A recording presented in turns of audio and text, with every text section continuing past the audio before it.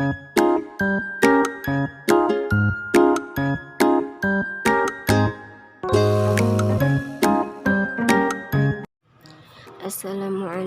warahmatullahi wabarakatuh.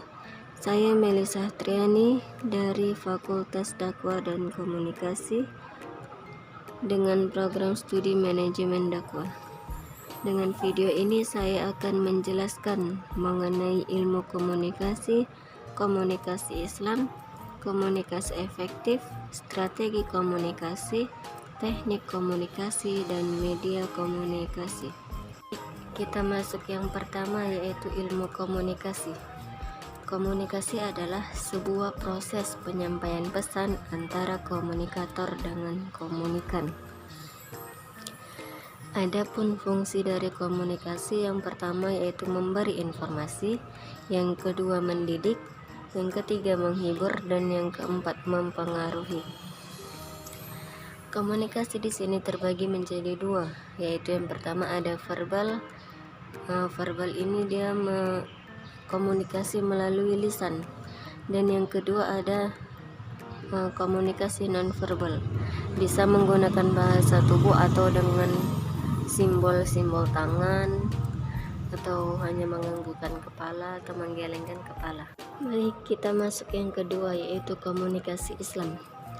Komunikasi Islam adalah proses penyampaian pesan-pesan keislaman dengan menggunakan prinsip-prinsip komunikasi dalam Islam yang menekankan pada unsur pesan, yakni risalah atau nilai-nilai Islam.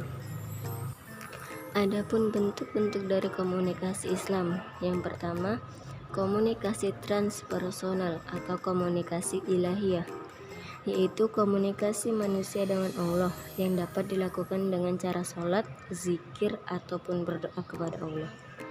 Yang kedua ada komunikasi Islam intrapribadi atau komunikasi zatiyah, yaitu komunikasi yang di dalam diri melalui kekuatan akal, kekuatan hati, ataupun kekuatan nafsu yang dirangkul oleh kekuatan fitrah. Yang ketiga ada komunikasi Islam antar pribadi atau komunikasi fardiyah. Komunikasi antar pribadi yang dimaksud di sini adalah proses komunikasi yang berlangsung antara dua orang atau lebih secara tatap muka. Dan yang keempat ada komunikasi Islam berkelompok atau komunikasi halakoh. Komunikasi Islam dalam bentuk halakoh dapat dilakukan dengan cara konseling, ceramah, khutbah, tabligh akbar, dan pengajian majelis taklim. Selanjutnya ada prinsip-prinsip komunikasi Islam. Yang pertama ada qaulan sadidah, yaitu perkataan yang benar. Dari qaulan sadidah ini ada dalam Al-Quran surah Nisa ayat 9. Yang kedua ada qaulan baligh, yang artinya efektif atau tepat pada sasarannya.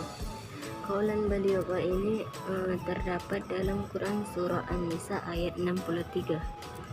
Yang ketiga ada qaulan ma'rufa atau perkataan yang baik atau pantas ya.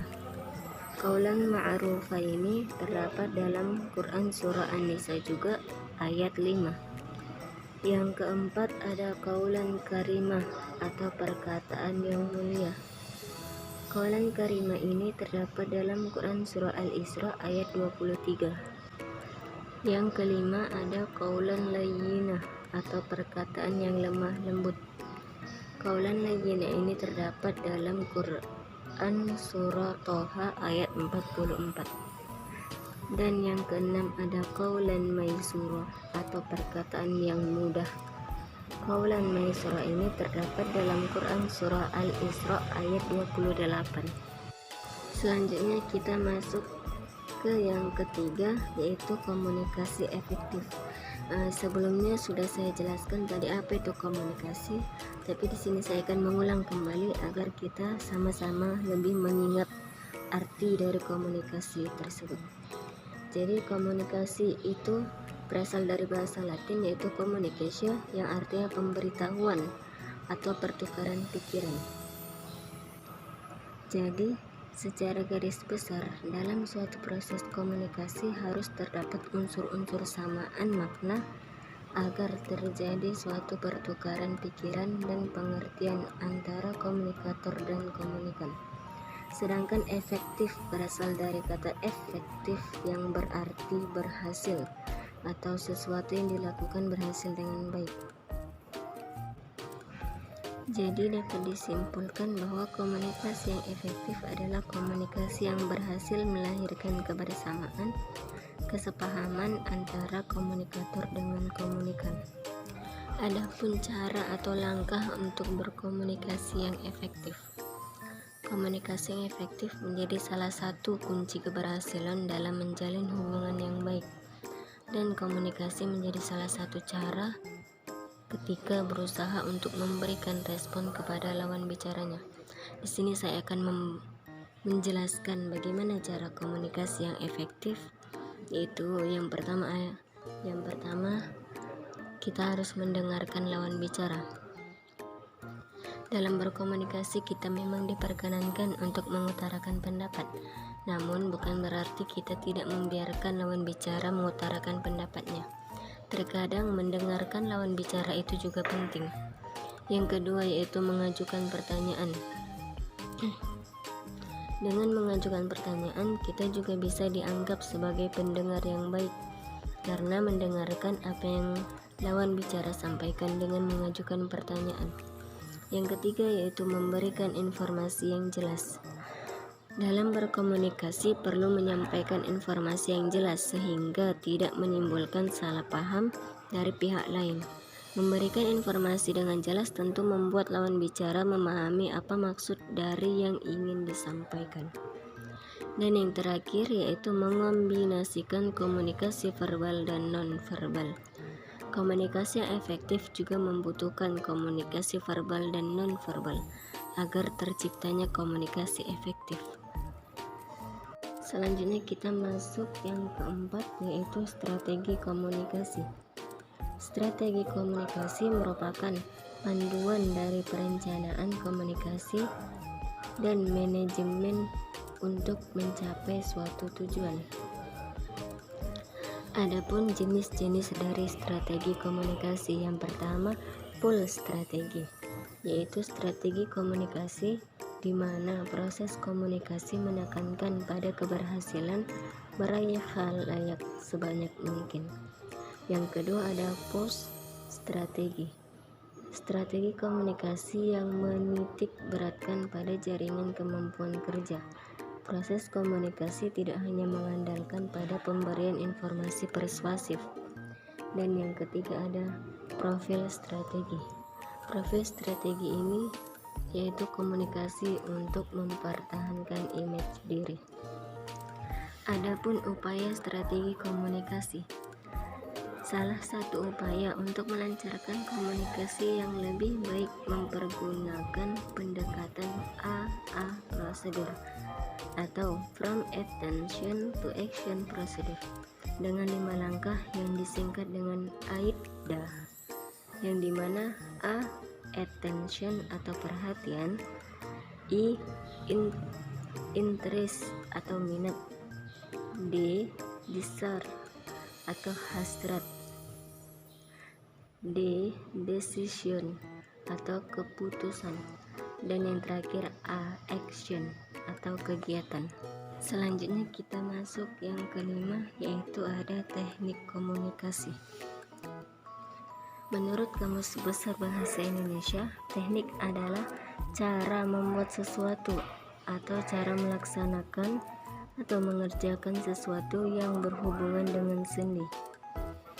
Sedangkan komunikasi adalah menyampaikan pesan, informasi, pikiran, gagasan, dan pendapat yang dilakukan oleh seseorang kepada orang lain dengan mengharapkan jawaban atau feedback. Jadi, teknik komunikasi adalah menyampaikan sesuatu pesan yang dikemas dengan cara-cara tertentu agar terjadinya komunikasi yang efektif antara komunikator dengan komunikan. Adapun klasifikasi teknik komunikasi.